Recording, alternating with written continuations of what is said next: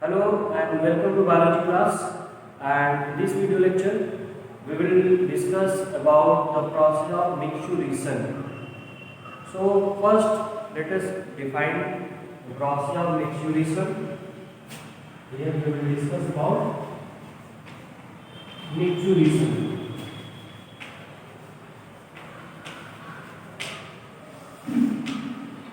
So mixturation is the last stage of the removal of waste material, or especially the nitrogenous waste material from our body with the help of excretory system. So it can be defined as the removal of urine,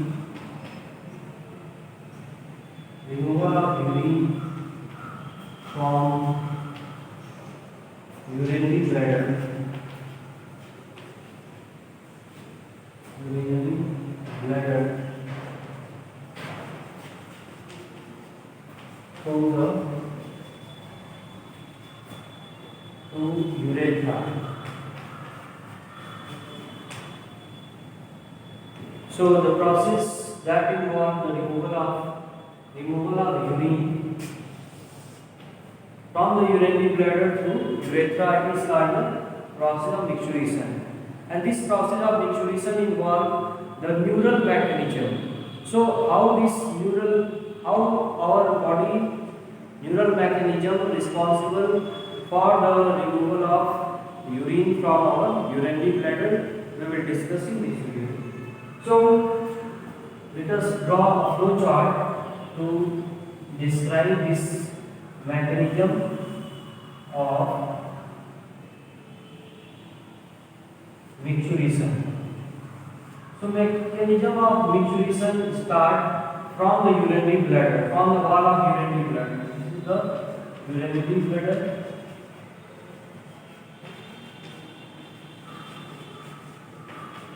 And in the urinary bladder, the urine get collected to a duct, and this duct is known as ureter. Ureter collect the urine from our kidney, from our nephron into the urinary bladder.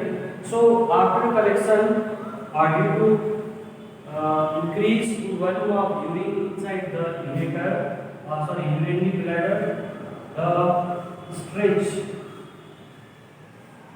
There is a pressure exerted on the wall of urinary bladder, and this pressure on the wall of urinary bladder generate the stretch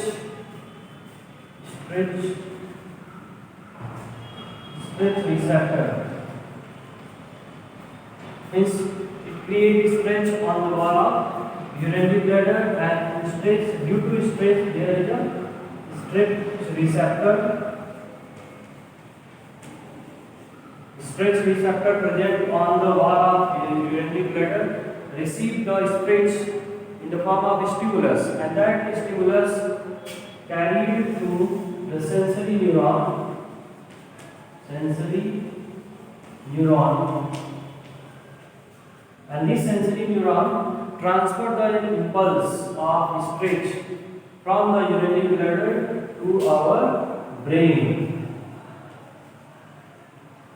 That is CNS, and then CNS, thus our brain or CNS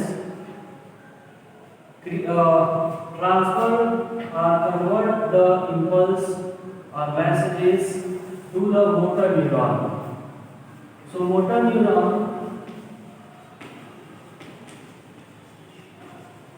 receive the analyzed information of the sensory neuron, which receive the stretch from the wall of urinary bladder. So that analyze or that message after analysis through motor neuron sent to again to the wall of urinary bladder, because the changes in the wall of urinary bladder along with the urethra urethra result in the process of micturition. So there are two kind of information. There are two information sended by the motor neuron from the brain. So the first is the contraction. Is involved the contraction of wall of urinary bladder. Contraction of wall of urinary bladder. And here the second information from the motor neuron to the urethra is the urethra.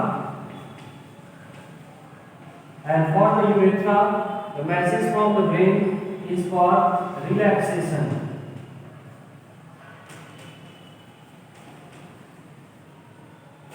So, the contraction of the wall of urinary bladder and relaxation of urethra result in the process of micturition. And this is done with the help of the neural mechanism, and this neural mechanism or the neural mechanism which involved in the process of micturition, it is known as micturition reflex.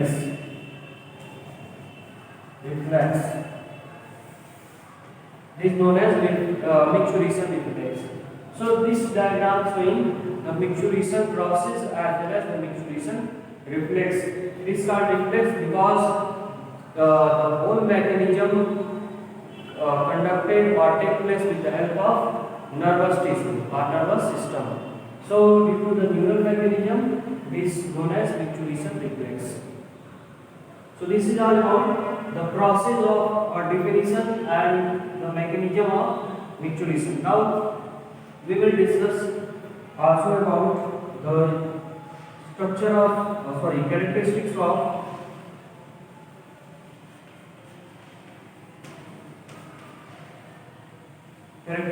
of urine. This is also a part of our excretory system, this topic. So we will describe a number of characteristics related to the urine. So the first characteristics of urine is the average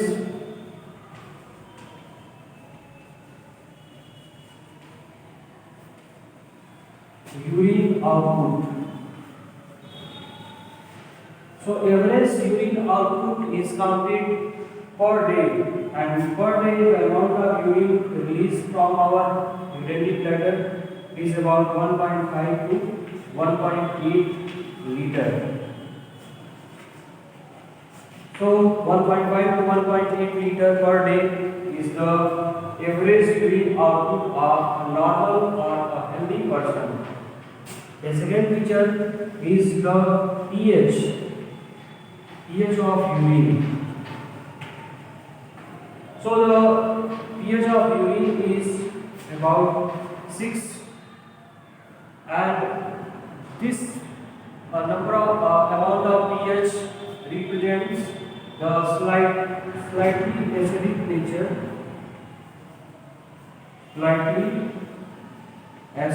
nature of urine. It means urine which removed from the urinary bladder to the urethra, it is slightly acidic in nature. Now the second feature of urine is its color. So color of urine, and the color of urine we have observed as yellow color. And this yellow color of urine, it is due to a pigment known as urochrome. Urochrome is a pigment which is responsible for the color of the urine, which is yellow in color. This urochrome formed in our liver due to as in the form of waste material. So due to during the breakdown of RBC, especially the blood cells, which is take place in the liver, the number of waste material generated, the pigment generated, and one of the pigment is urochrome, which is formed by liver, and it is secreted or excreted in to our urine. Now, the fourth feature is the order of the urine.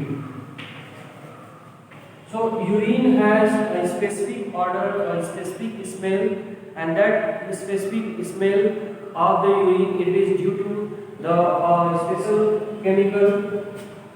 It is due to urinol. Urinol is a special substance which is found in the urine, which is responsible for a specific odor or a specific smell. And after micturition, after passing of urine outside in the environment, or we can say in the toilet, it will was observed by all of us that the smell of urine becomes very hard. So that hard smell of urine, it is due to the conversion of urea conversion of urea into the ammonia, and ammonia is a very hard smelling substance. So it is due to the ammonia. Now next feature, it is about the amount of urea. So amount of urea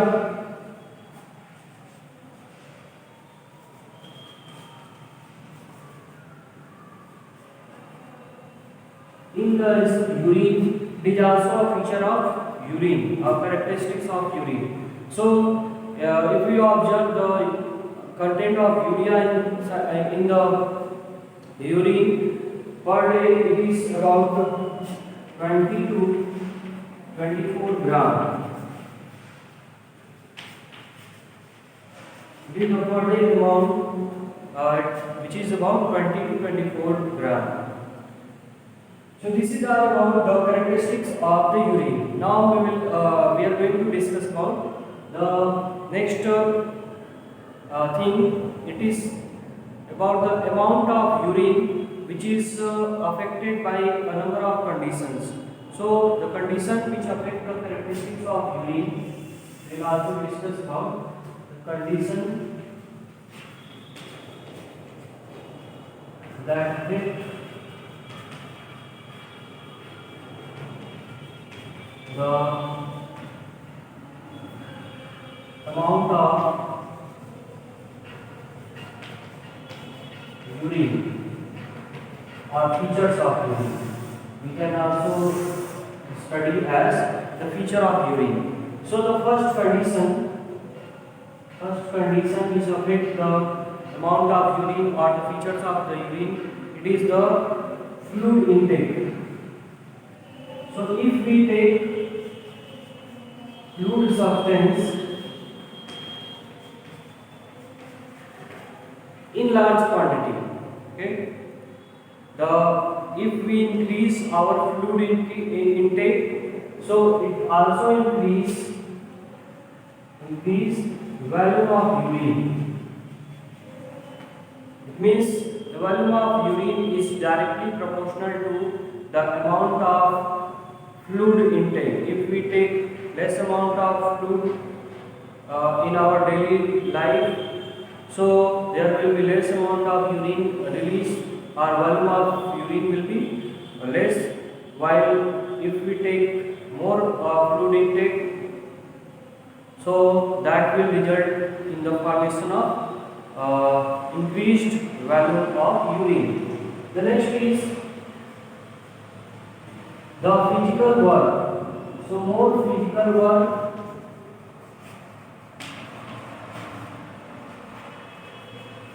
or physical exercise result in decreased volume of urine. So it is common things that the more physical work or exercise result in the process of perspiration, and perspiration is the cause for the loss of water from our body, and due to loss of water from our body, it is absolutely the amount of volume of the urine will be decreased. So these are the two factors conditions in which the volume of urine becomes altered. Then the next is the anti-diuretic substance. The antidiuretic substances also are also the conditions that influence the characteristics of urine. Means they can also influence the volume of urine. So these antidiuretic substances are mainly responsible for lowering. Antidiuretic substances are responsible for lowering the ADH in our blood, and less amount of ADH result in less reabsorption of water, and if less amount of reabsorption of water take place, then the volume of urine will be increased. So this will result in increased volume of urine. So it is absolutely correct that we have also discussed in previous video lecture that ADH is one of the hormone which is secreted from the hypothalamus of our brain. Especially it is synthesized by hypothalamus and secreted from pituitary gland.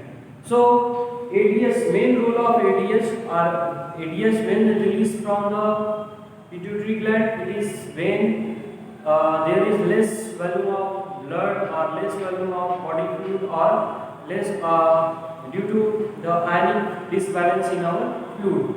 So if less volume of blood or body fluid in our body, the ADH release in our blood and result in the process of reabsorption of water, that is region or that leads to the decrease of volume of urine. But here the antidiuretic substances lowering the amount of ADH in our blood. So due to lowering of amount of ADH, no reabsorption of water takes place, that leads to more amount of water to add into the urine. So more amount of water if added to urine, the volume of urine will also be increased. So it results in the volume of increased volume of urine. And here we also discuss some example of antidiuretic substances. So antidiuretic substances involve the tea, coffee, alcohol, etc.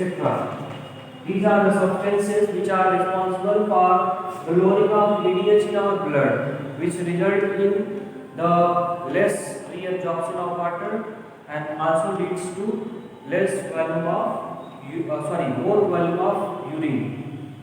So these are the various conditions that affect the amount of urine. Now the last thing we will also discuss about the clinical diagnosis. We have also heard about the clinical diagnosis through urine test.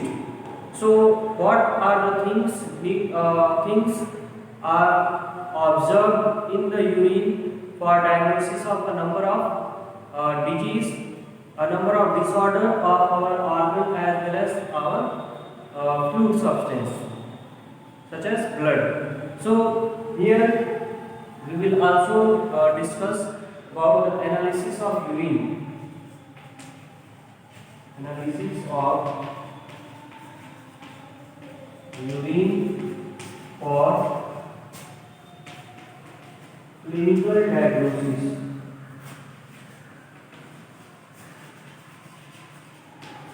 analysis of urine for clinical diagnosis. So there are two things observed in urine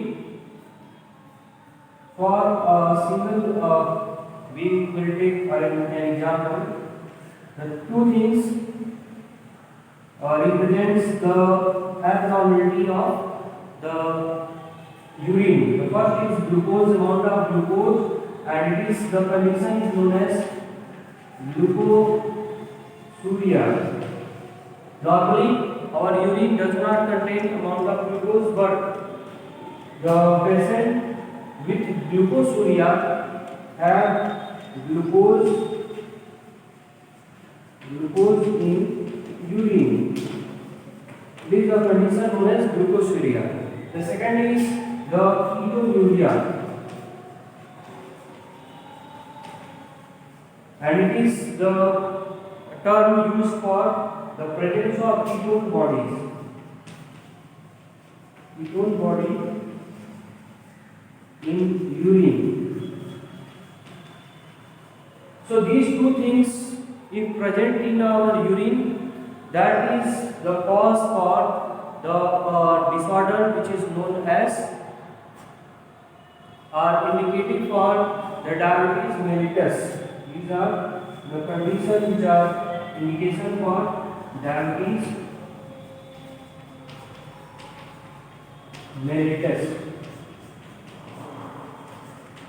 So as we have heard, know or heard about the sugar patient or diabetes patient, so the test or the diagnosis test done for the patient of sugar or diabetes, it is the urine test, and in the urine test the doctor or the person who do the test observe the amount of glucose as well as the ketone bodies.